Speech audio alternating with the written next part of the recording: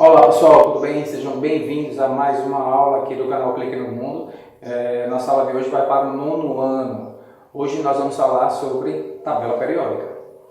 Mas antes, passa aqui no nosso canal, dá uma olhada no nosso conteúdo e se gostar, deixa seu like. Se gostar muito, pode se inscrever. Será um prazer ter vocês conosco. Mas vamos deixar de conversa e vamos direto ao assunto. Assunto de hoje, para o 9º ano, tabela periódica.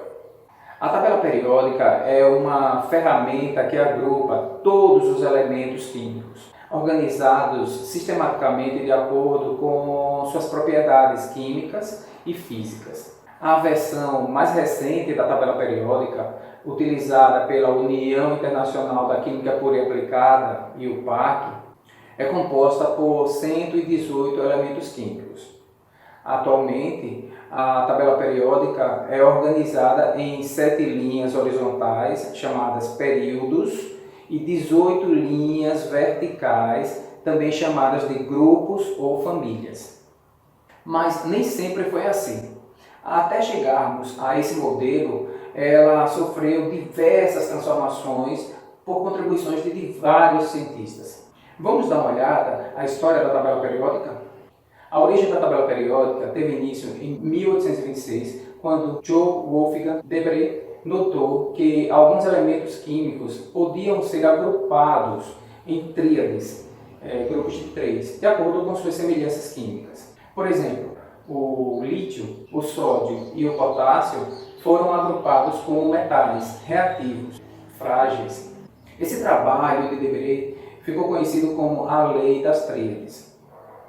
Logo depois, em 1853, Alexander Henry Debré e Charcot distribuíram os elementos químicos por ordem crescente de massa atômica ao longo de uma espiral, em formato de cilindro. Com isso, observou que os elementos posicionados na mesma linha possuíam propriedades químicas semelhantes. John Lewis, em 1864, sistematizou os 61 elementos conhecidos na época, em ordem crescente de massa atômica, e os colocou em colunas verticais, cada um com 7 elementos. Com isso, percebeu que o primeiro elemento de uma 8ª coluna apresentava propriedades semelhantes ao primeiro elemento da outra 8ª, e assim sucessivamente. Os trabalhos anteriores contribuíram para o estudo de outros 2 cientistas, Julius Lotan Meyer e Dmitry Ivanovich Mendeleev. Apesar de desenvolverem estudos isolados,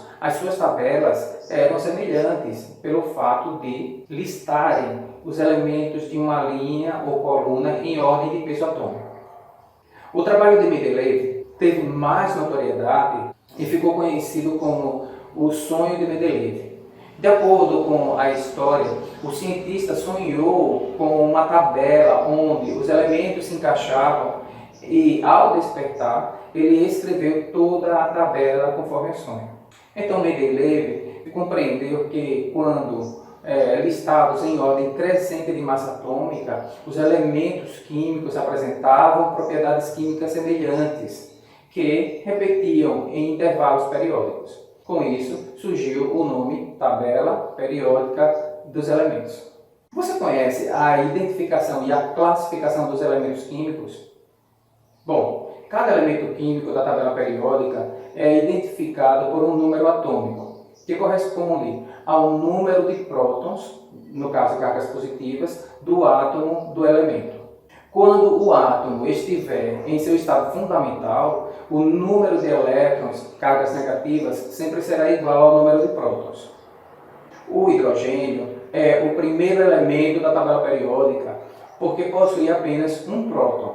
Logo, à direita do hidrogênio vem o hélio, com número atômico 2.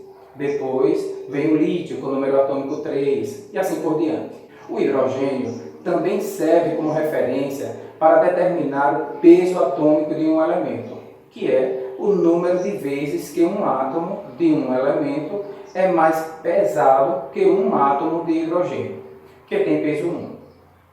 A tabela periódica possui várias classificações. Uma delas é quanto à natureza física dos elementos químicos. Então vejamos quem são eles. Metais. Os metais representam a maior parte dos elementos químicos da tabela periódica. Possui características como boa condução de energia e calor, brilho metálico, solidez em condições ambientais, exceto o mercúrio, e maleabilidade. Pertencem a essa categoria a prata, o ouro, o ferro, cobre, sódio e o zinco. Uma outra categoria é a dos não metais, ou também chamados ametais. Os ametais possuem características opostas aos metais, como estado físico variável.